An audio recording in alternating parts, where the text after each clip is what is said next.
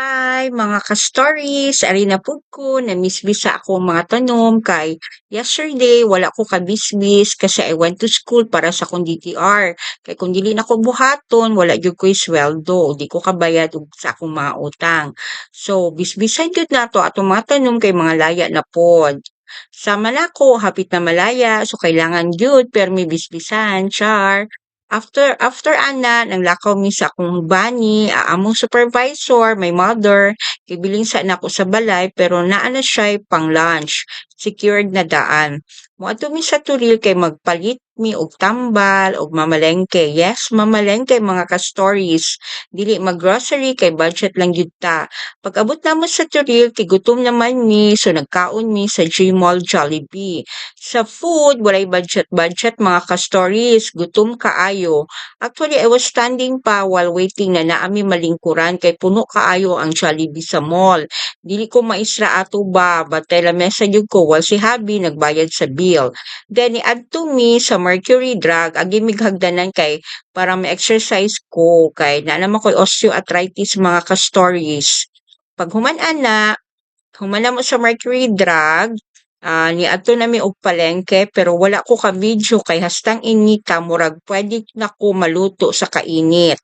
Then after anang mercury drug, dahil ko sa sulod ana by nagpalit nako nya si Habi na siya sa gawas nagpaabot sa kuha. So nauna pag-uli namo si Habi nibaba sa kanto, ako ni diretso sa Coop.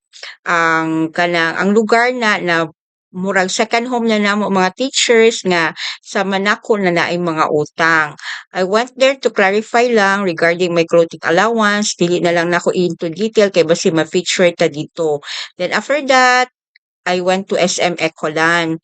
Akong plano kay mopalit lang jud og headphone with mic para sa ako ang vlogging, charot. Kaso natintal ko pag agi na ako sa cosmetic section. I checked the branded lipstick, so expensive kaayo, I cannot afford pa. So mao to ni naggamit lang ko sa akong old lipstick, dili man siya ingon mahal, pero at least satisfying gihapon. Then diretso na jud ko sa gadget section, lisod na, basig naa na sad ko'y lain mapalit nga wala sa akong plano. Nga diretso na ko, pagawas na ko sa mall, niya, diretso na yung kukuli, sakay kog jeep, then pag-abot na ko sa amo, sa dalan pa lang, na ako'y nakita na doggy na hadlok ko, maayo na lang kay nagpura di ay siya, so busy siya, dali-dali din kog agi. At night, na-remember na ako nga naapat di ay ko'y bayranan sa akong app loan. Anig yung maestra, daghang yung app. So, nagpauban ko sa akong banan at tumi og 7-Eleven. Kipauna na lang namo si mama sa dinner, then kami na po sunod when we arrive at home. So, that's it. That's my day, mga ka-stories. Now, my insight for tonight, mga ka-stories, ang mga buhaton sa balay, mas dali kung magtinabangay ta. Dili tanan nga atong gusto kinahanglan paliton. Kinahanglan ha, mas importante ang panginahanglan kay maoy makatabang nato sa adlaw-adlaw. Hinundumi ang utang, dali ra mo daghan, pero ang kwarta kung dili bantayan, murag bula, kalitra mawala. So mga ka-stories, that's for now. Kini si Ma'am Levy Reyes Isalino, usa ka maestra ug nagpahinumdom. Practice ta og disiplina sa kwarta o pagtinabangay sa balay. Kay dira magsugod ang malinawon ug malipayong kinabuhi.